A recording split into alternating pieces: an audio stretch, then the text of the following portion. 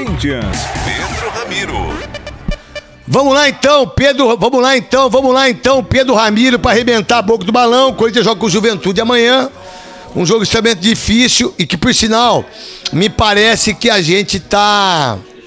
Que aí o Antônio Oliveira talvez tenha a visão de tirar o Wesley e colocar o Coronado para ter mais articulação e para esse time ser um pouco mais forte. Que por sinal, o Corinthians em 6 jogos não tomou nenhum gol.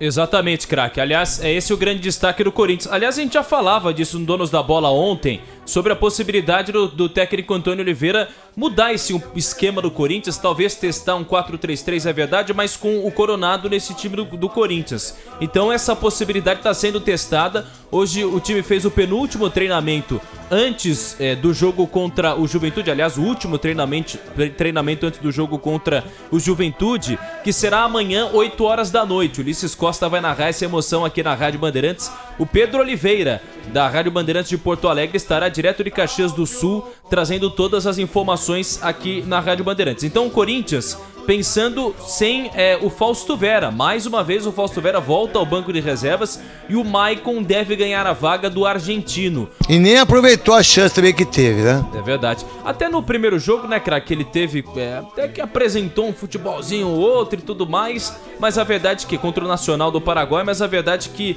o Fausto Vera não conseguiu... Até minha mãe jogava.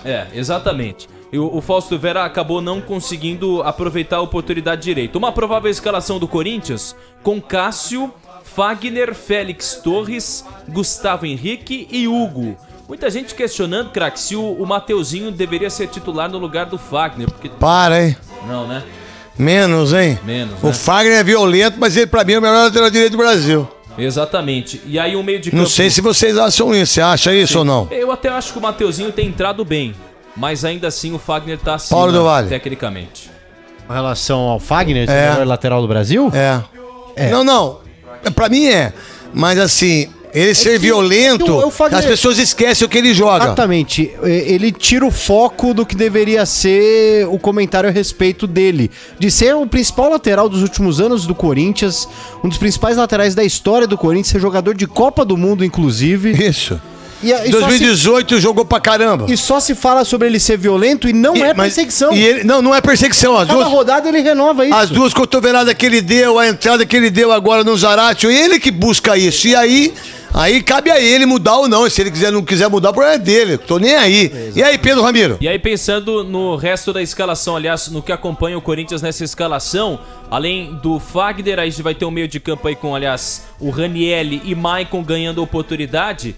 E Rodrigo Garro. O Antônio Oliveira tem testado ainda assim um 4-3-3, mesmo com o Coronado entrando, aí o Coronado flutuando um pouco mais, aparecendo mais pela ponta, junto a Romero e também o Yuri Alberto mais à frente. Então essa é a provável escalação do Corinthians. Bruno Arleu de Araújo será o árbitro amanhã do jogo, auxiliado por Bruno Bosquilha e Thiago Rosa de Oliveira. Só complementando a informação sobre a arbitragem, até a gente deu um teaserzinho, um destaque aqui no início do nosso programa, mas o detalhe é o seguinte: o Corinthians viu a CBF afastar Yuri Elino, que apitou o jogo no domingo entre o Timão e Atlético Mineiro. Yuri Elino, que inclusive vai ficar afastado por tempo indeterminado. Houve muita reclamação por parte dos dois lados. Do lado do Atlético Mineiro, muita gente contestando até o fato do Fagner não ter sido expulso. Mas tá certo, né? Deveria ter sido, né? Sim, sim. E do lado do Corinthians, alguns questionando o fato do número de cartões amarelos e tudo mais para a equipe alvinegra. Então, Yuri Elino afastado. Corinthians vai a campo amanhã com essa provável escalação do Antônio Oliveira, que em 12 jogos tem 7 vitórias, 4 empates e 1 derrota, craque. Beleza, então. O Corinthians tem chance de ganhar o jogo colocando o Coronado. Pra mim, eu acho que o time fica muito mais com técnica, tem mais posse de bola, vai fazer o Romero e também o Yuri Alberto receber mais bolas, mais chances de gols. O Corinthians tem muito poucos gols, eu acho que são 24 gols só, o que é muito pouco. E eu enxergo como inteligência por parte do Antônio Oliveira de colocar realmente o Coronado para jogar, até porque o cara ganha muito dinheiro e tem que estar na arena, no meu ponto de vista, como comentarista. O que mais tem do Corinthians? O time provável, então vamos lá, Pedro Ramiro aqui na Rádio Bandeirantes, aqui para Bet7K, Tigre, tudo certo? Tudo Tigre. Loterias Gringa, junto com a gente.com.br. Vamos lá então, garotinho. Vamos lá, craque Neto. Aliás, só um detalhe também sobre o Antônio Oliveira. Ele tem gostado muito do setor defensivo no Corinthians. Tem agradado bastante ao técnico o setor defensivo do Corinthians, que deixou de ser muito vazado, como era no passado com o próprio técnico Mano Menezes. Ó, só pra passar os números. No Campeonato Paulista, em 6 jogos, o Corinthians levou 6 gols. No Brasileirão até agora não sofreu gol. Na Copa do Brasil também não sofreu gol. E em 2 partidas na Sul-Americana, só um gol sofrido. Ou seja, em 12 partidas do técnico Antônio Oliveira, 7 gols sofridos pelo Corinthians. Então fala um favor pra mim aí. Eu, como amo